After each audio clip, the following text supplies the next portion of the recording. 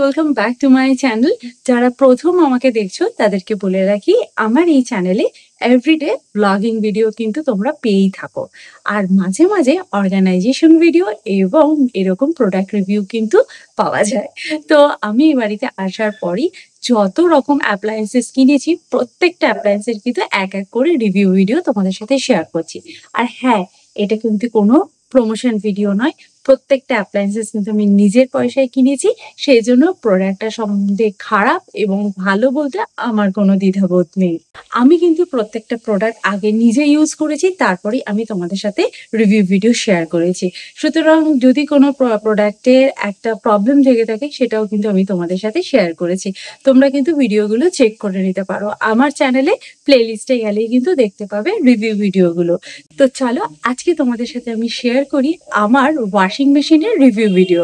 এখন সবাই washing machine ব্যবহার করে, ওয়াশিং মেশিন ব্যবহার করে না এরকম খুব কম মানুষই আছে। আর আমরা সবাই জানি ওয়াশিং মেশিন কিন্তু দু রকমের হয়, একটা সেমি অটোমেটিক, একটা ফুল অটোমেটিক। এখন সেমি অটোমেটিকও অনেকে ইউজ করে, বাট আমার ওয়াশিং মেশিনটা ফুল অটোমেটিক। আর ওয়াশিং মেশিনের মডেল চুজ করতে বললে বলতে পারি, ওয়াশিং মেশিনও কিন্তু দু রকমের মডেলের হয়, একটা টপ লোডের, একটা ফ্রন্ট লোডের। এই ওয়াশিং মেশিনটা কিনতে যাই তখন আমি ওয়াশিং মেশিন নিয়ে একটু রিসার্চও করেছিলাম। আমাদের আগে যে ওয়াশিং মেশিনটা ছিল সেটা কিন্তু টপ লোডের ওয়াশিং মেশিন ছিল, তবে ওখানে ইউএসএ তে চলে যাওয়ার পর আমি একবার টপ লোড ইউজ করেছি, আর বাকি টাইমে কিন্তু ফ্রন্ট লোড ওয়াশিং মেশিনই ইউজ করেছি। তবে বলতে পারি টপ লোডের থেকে ফ্রন্ট লোড ওয়াশিং মেশিন কিন্তু বেটার। টপ লোড ওয়াশিং মেশিনের প্রাইস একটু কম হয়, ফ্রন্ট লোড ওয়াশিং মেশিনের প্রাইস একটু হাই হয়। আর আমি যখন ওয়াশিং মেশিনটা কিনতে যাই তখন একটু আমি ওয়াশিং মেশিন নিয়ে রিসার্চ করেছিলাম, তখন দেখেছিলাম ওয়াশিং মেশিনে কাপড় জামার ক্ষতি টপ লোড ওয়াশিং মেশিনের বেশি হয়, ফ্রন্ট লোডে কিন্তু একটু ক্ষতিটা কম হয়। আমি যেভাবে আমার এই বাথরুমে, এটা আমাদের কমন বাথরুম এবং এই বাথরুমটাই কিন্তু টুইটি বাথরুম বলতে পারো, এই বাথরুমটা কেবলমাত্র টুইটি ইউজ করে। আর আমাদের বাড়িতে ওয়াশিং মেশিন রাখবার জন্য আমি এই বাথরুমটাকে আমি চুজ করেছি। আর এই বাথরুমে যে পজিশনে আমি ওয়াশিং মেশিনটা রেখেছি সেখানে কিন্তু আমি কোনোভাবে টপ লোড ওয়াশিং মেশিন রাখতে পারতাম না। আর এই বাথরুমের অর্গানাইজেশন ভিডিও আগেই আমি তোমাদের সাথে শেয়ার করে দিয়েছি, যদি কেউ মিস করে গিয়ে থাকো তাহলে আই বাটনে গিয়ে চেক করে নিতে পারো। তো চলো দেখাই যে আমার এই বাথরুমে আমি ওয়াশিং মেশিন কিভাবে অর্গানাইজ করেছি। এই যে আমি ওয়াশিং মেশিনটাকে রেখেছি ঠিক এই জায়গায়, এখানে আমার বেসিন রয়েছে, আর বেসিনের নিচে একটা কাউন্টার টপ ক্রিয়েট করে তার তলায় আমি আমার এই ওয়াশিং মেশিনটাকে রেখেছি। আমার ওয়াশিং মেশিনটা হচ্ছে স্যামসাং এর ওয়াশিং মেশিন এবং এটা হচ্ছে 9 কেজি। প্রতিটা ওয়াশিং মেশিনে যেরকম প্রচুর অপশন থাকে, এখানেও কিন্তু অনেক অপশন রয়েছে।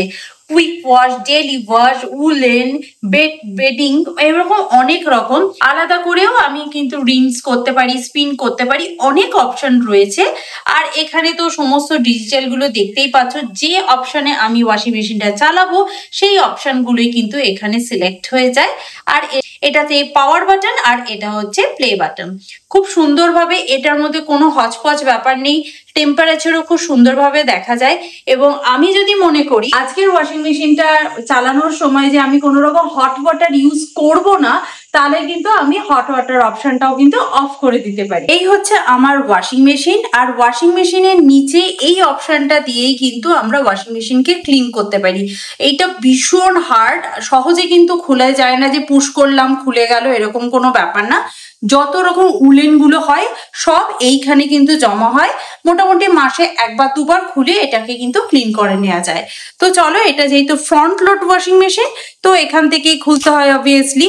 আর খুললে ভেতরটা পুরো স্টেনলেস স্টিলের, এই জায়গাটা পুরোটাই স্টেনলেস স্টিলের। আর যেরকম ওয়াশিং মেশিনের ভেতর থাকে, ওয়াটার স্প্রেটা খুব সুন্দরভাবে হয়। আর যে ড্রামটা ঘোরার কথা বলছিলাম, এই ড্রামটাই ঘুরে যায়। আর যদি তোমার কাপড়ের মধ্যে কোনো রকম পয়সা বা কোনো কিছু থেকে থাকে, এক্সট্রা হেয়ার বা কিছু, সব কিন্তু রাবারটার তলায় জমা হয়।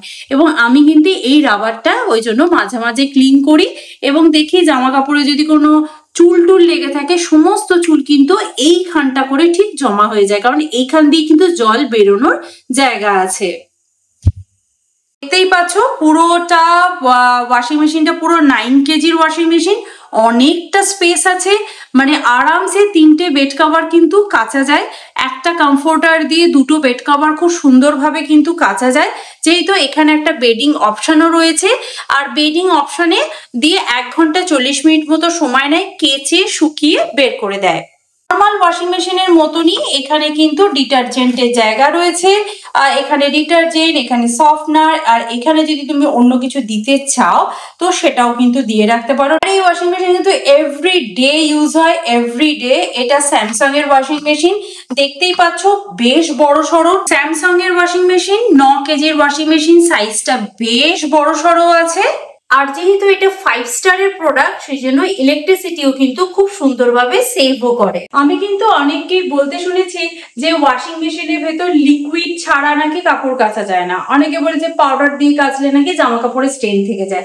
তো আমার এই স্যামসাং ওয়াশিং মেশিনের ভেতরে আমি লিকুইড দিয়েও কেচেছি, আবার পাউডার দিয়েও কেচেছি। পাউডারে আমি টাইড ইউজ করেছি, এরিয়াল ইউজ করেছি, সার্ফ এক্সেলও ইউজ করেছি। তো আমার কোনোটাতেই কিন্তু সেরকম স্টেন কিছু থাকেনি।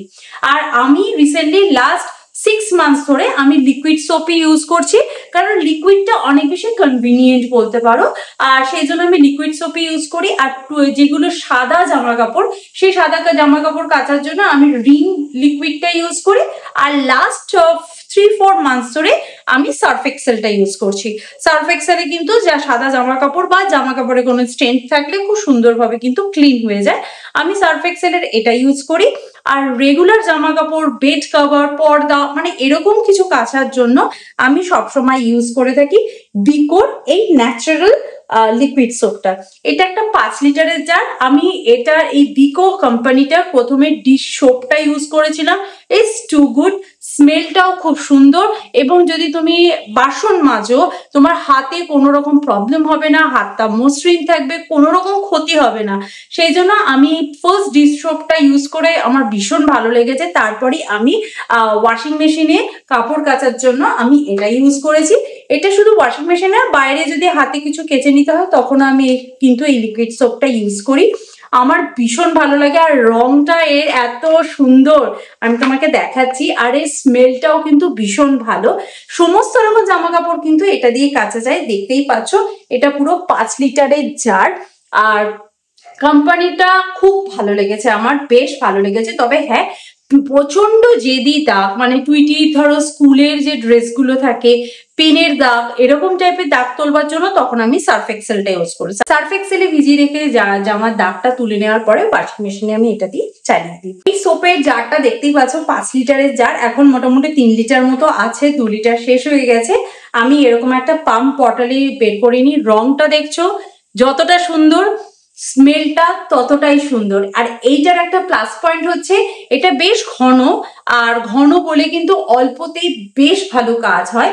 আর দ্বিতীয় কথা হচ্ছে এটার জন্য আলাদা করে কোনো ফ্যাব্রিক সফটনার বা জামা কাপড়ের একটা সুন্দর স্মেল আসার জন্য যে ফ্যাব্রিক সফটনার গুলো আমরা ইউজ করি সেগুলো কিচ্ছু লাগে না। এইটার মধ্যে ইটসেলফ এত সুন্দর একটা গন্ধ, জামা কাপড় যখন আমরা বের করি ওয়াশিং মেশিন থেকে তখনও কিন্তু একটা সুন্দর গন্ধ পাই। তো আমি এই লিকুইড সোপ দিয়ে কিন্তু ওয়াশিং মেশিনটা চালাচ্ছি। তো আমার ওয়াশিং মেশিন কিন্তু বেশ ভালো মতো কাজ করে, কোনো রকম কিন্তু এখনো পর্যন্ত টাচউড কোনো প্রবলেম হয়নি। আমার এরকমও দিন গেছে কোনো দিন ওয়াশিং মেশিন আমি দিনে 3 বার করেও চালিয়েছি। তবে ওয়াশিং মেশিন চালানোর জন্য কিছু রুলস আমাকে ফলো করতে বলেছে। ওয়াশিং মেশিনের ভেতর 9 কেজি জামা কাপড় ধরে, মানে এই নয় পুরো ড্রামটাকে আমি ভর্তি করে জামা কাপড় পুড়ে দেবো। যদি সেটাই হয় তাহলে কিন্তু জামা কাপড় ঠিকঠাক করে ক্লিন হবে না। জামা কাপড় ড্রামটার যতটা সাইজ হবে, সেটা 9 কেজির ওয়াশিং মেশিন হোক আর 6 কেজির হোক, ড্রামের আর্ধেকের একটু বেশি জায়গা আমি ফিল করব এবং ওপরে এতটা মতো স্পেস আমাকে ছেড়ে দিতে হবে, যাতে ওয়াশিং মেশিনে ভালো করে সেটা কাচতে পারি। যেমন ভাবে আমরা মিক্সিতে কোনো কিছু পেস্ট করি, যদি বেশি দিয়ে দিই যেমন মিক্সি ঘুরতেই চায় না, সেরকমই। সেই জন্য আমাকে এখানে বলা হয়েছিল যে 9 কেজি ওয়াশিং মেশিন মানে এই নয় যে 9 কেজির জামা কাপড়ই আপনি চাপিয়ে দেবেন। কারণ কোনো টাইমে হয় কমফোর্টার গুলো ওয়েট হয়তো হালকা, কিন্তু জিনিসটা দেখতে অনেক বেশি। তো সেই অনুযায়ী কিন্তু তবেই কিন্তু ওয়াশিং মেশিন চালাতে বলেছে। আমি এইভাবেই ওয়াশিং মেশিনটা ইউজ করছি লাস্ট 8 মান্থস ধরে। আমার কোনো প্রবলেম আমি এখনো পর্যন্ত ফেস করিনি।